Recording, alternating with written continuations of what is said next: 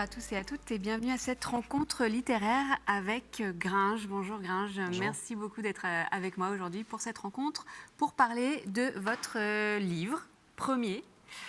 Ensemble, on aboie en silence aux éditions HarperCollins dans la collection Traversée. Alors Gringe, je vous présente, on vous connaît, mais je vous présente quand même, rappeur avec Orelsan et en solo, dernier album Enfant Lune, album solo.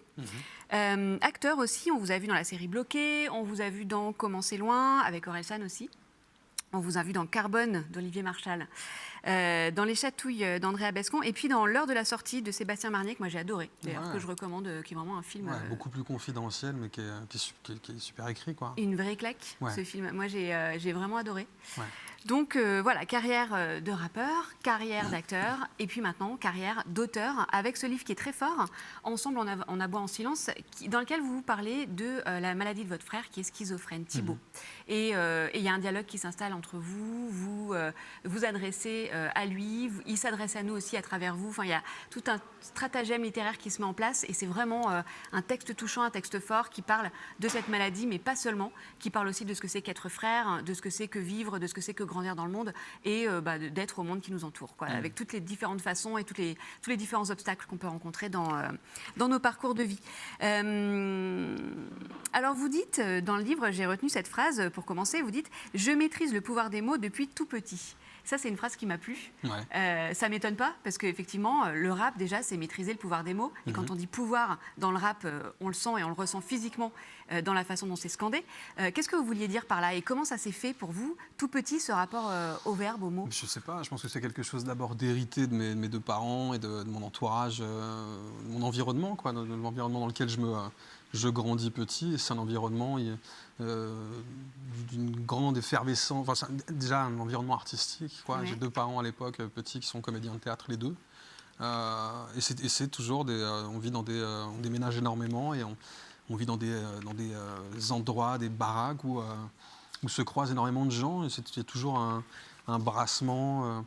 Et moi, je vois beaucoup, mon frère aussi, mais il est vraiment petit à l'époque, et je vois beaucoup mes parents sur les planches, par exemple. Et c'est ça, enfin, les théâtreux, c'est des gens qui sont aussi, qui apprennent à maîtriser le pouvoir des mots, à s'en servir. Et je pense que j'hérite à la fois de ce bagage-là petit, et je l'entretiens par la suite parce que je suis d'une nature rêveuse depuis gamin. Et donc c'est aussi une manière de me fabriquer des images et d'y coller des mots dessus, quoi.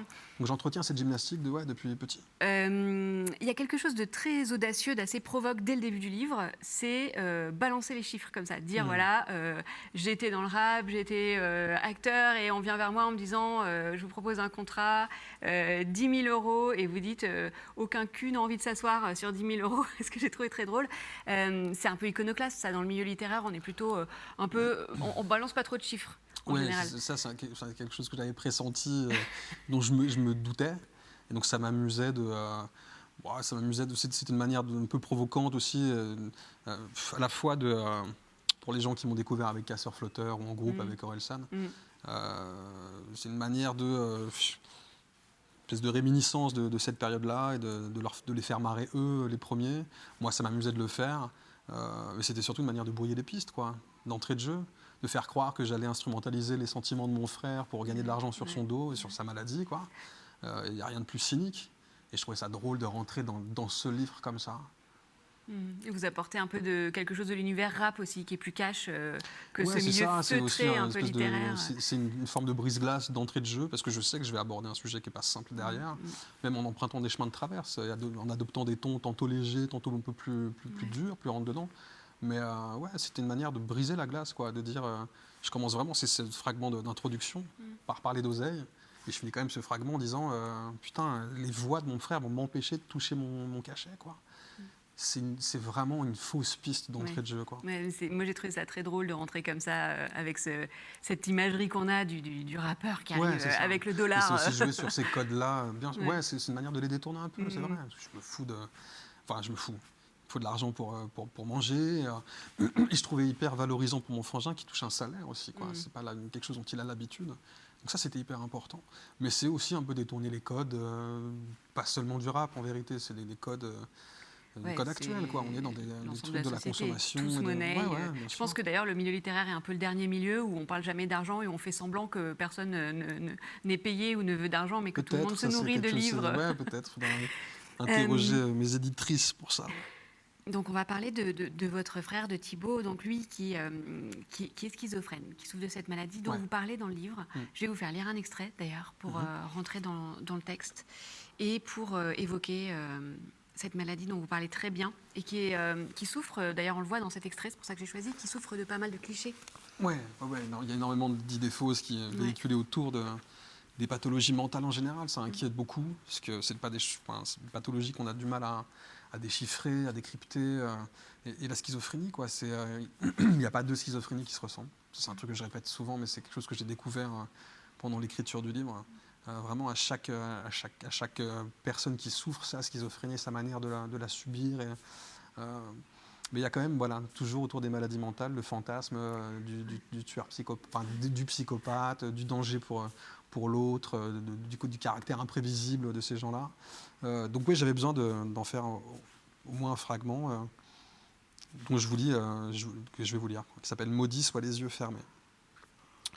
Schizophrène, ça veut dire qu'il peut se dédoubler comme le mec dans Split? Non, en fait. Et Thibaut n'est toujours pas non plus un X-Men. C'est par paresse qu'il passe son temps à dormir? Pas du tout. Les schizophrènes ont le même métabolisme que les chauves-souris brunes. C'est pour ça qu'ils dorment 20 heures par jour. Les schizos, c'est des drogués. En tout cas, c'est parce qu'ils ont trop pris de merde qu'ils sont comme ça. En même temps, quand j'entends ça, je me dis que la drogue est peut-être une réponse rationnelle à la connerie humaine.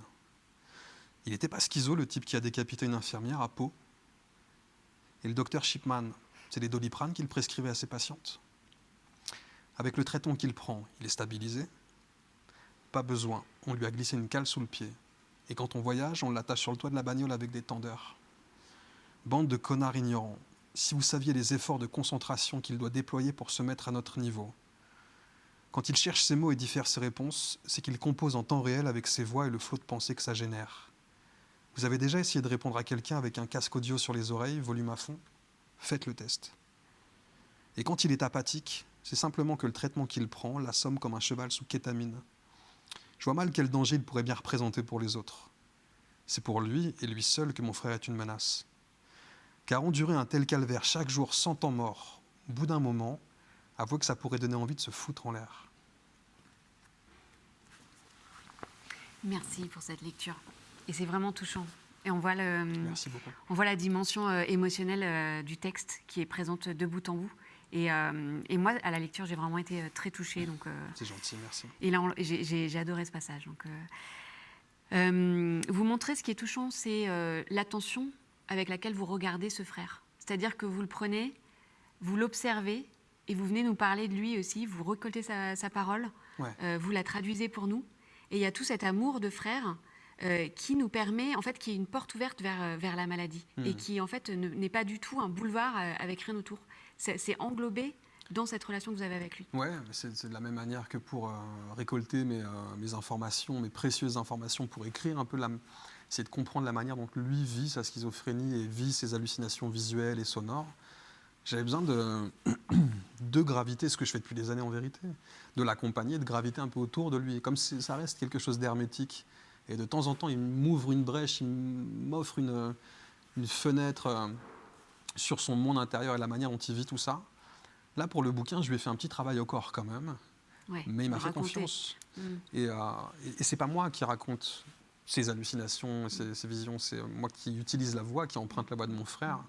Quand lui me raconte ses voyages, il me les raconte par bribes, en amont de l'écriture du livre. Et moi, après, je construis, je tente de reconstituer le puzzle de ces voyages en m'approchant de la vérité.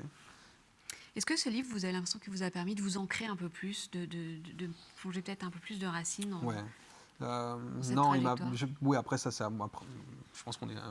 Moi, après, c'est à moi d'en faire quelque chose, de concrétiser ça aussi. Non, mais il m'a fait du bien. Il m'a fait du bien parce qu'il n'a pas fait du bien qu'à moi, quoi, dans mon entourage, mais chez mon frère le premier, mais chez mes parents. C'est venu guérir quelque chose. Ouais, en tout cas apaiser des choses. Mettre des mots sur mettre des mots sur tout ça. Ça permet de nommer les choses et de mieux les comprendre, de mieux s'en saisir. Et puis c'est ce que je dis depuis un moment, mais c'est vrai que l'écriture littéraire, je découvre ça avec l'exercice de l'écriture littéraire. C'est quelque chose qui permet de se revivre. Chose que je faisais moins, en tout cas, où c'était moins évident, moins flagrant avec la musique, quoi.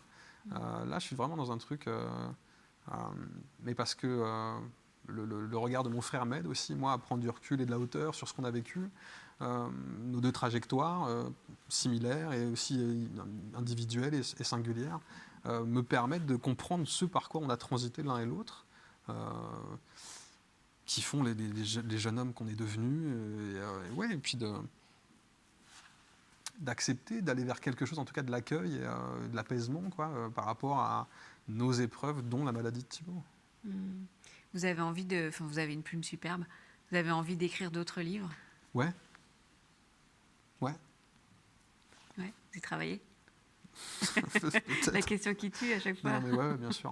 Il y a des, enfin, c'est une vraie découverte magnifique pour moi. C'est pareil, un truc que j'ai déjà dit par le passé, mais ça, c'est le terrain d'expression qu'offre un bouquin est sans limite. Ouais. Et moi, et c'est mon opinion, mais la musique me restreint trop.